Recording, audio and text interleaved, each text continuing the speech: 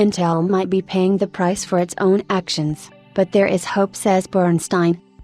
Intel CEO Pat Gelsinger holds up, in his right hand, a 5th General Intel Xeon processor, codenamed Emerald Rapids, for data center, and an Intel Core Ultra processor, codenamed Meteor Lake, for client computing.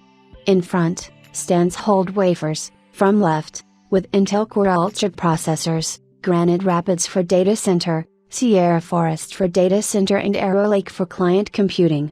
He displayed the processors on Tuesday, September 19, 2023, at Intel Innovation in San Jose, California. Credit, Intel Corporation. According to Bernstein, Intel's PC CPU shipments grew in the second quarter, which is a rare good news for the firm after its bloodbath second quarter results earlier this month. These shipments came when the PC market grew sequentially and exceeded pre-coronavirus demand. Intel and AMD's PC market, which the pair dominate, grew by 9% over Q1, according to analyst Stacy Rasgon. This growth follows a 1% annual growth in Q1, but Intel's woes aren't over, as, according to the analyst, PC shipments continue to lead CPU shipments. AMD eats away at Intel's notebook shares. Latter appears to find some solid footing. Bernstein's data shows that the PC market outpaced typical seasonal performance in Q2, growing by 9% over the previous quarter and 1% annually. Crucially, the annual growth figure of 1% was a 2 percentage point gain over the 1% drop in Q1 and a 3-point gain over Q4 2023's 2% contraction.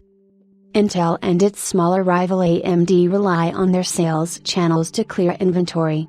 This also leaves them vulnerable to supply chain disruption, as a demand and supply mismatch can lead to excess or low inventory in the channel. This leads to either a glut or shortage, with the end prices dropping or rising correspondingly. According to Bernstein, the Personal Computing Central Processing Unit, PC CPU, channel for desktops and notebooks appears to be clearing. This channel has been overstuffed in recent years, and Intel, for its part, has often faced accusations of shipping too much product to maintain shelf space even if the supply exceeds demand. The data reveals that during Q2, desktop and notebook CPU shipments outpaced end product shipments by 9%. This margin was higher for notebook CPUs, as it sat at 10%, and the corresponding figure for desktop CPUs is 7%, shares Bernstein's data. Intel has also recently suffered from problems with some of its CPUs. Image, Intel Corporation. The overall desktop and notebook CPU channel margin sat at 18%, 22% and 9% during Q1, and for Intel, this is good news. During the firm's second quarter earnings call, CEO Patrick Gelsinger noted that modest inventory digestion would lead to a weaker Q3 report, and CFO David Zisner added that lower than anticipated revenue in the back half of the year was pressure on gross margins and earnings.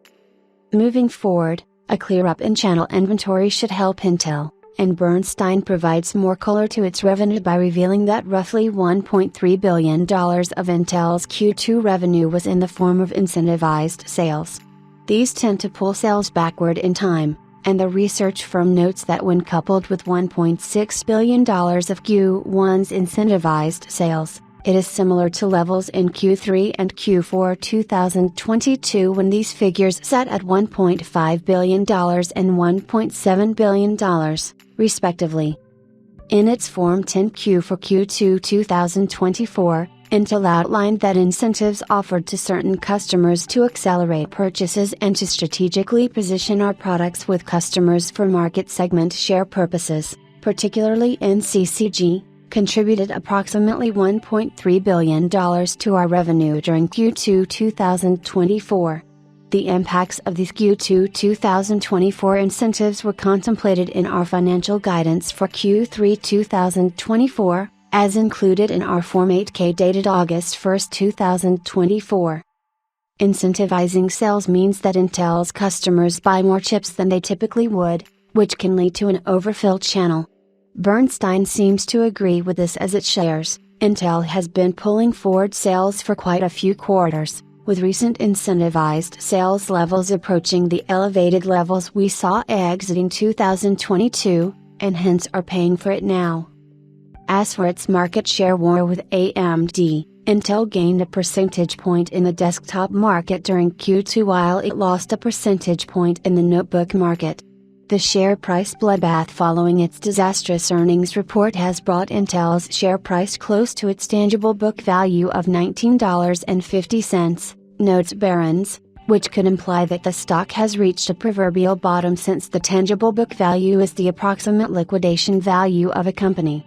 Bernstein has set a $25 share price target for Intel and rated the stock as market perform.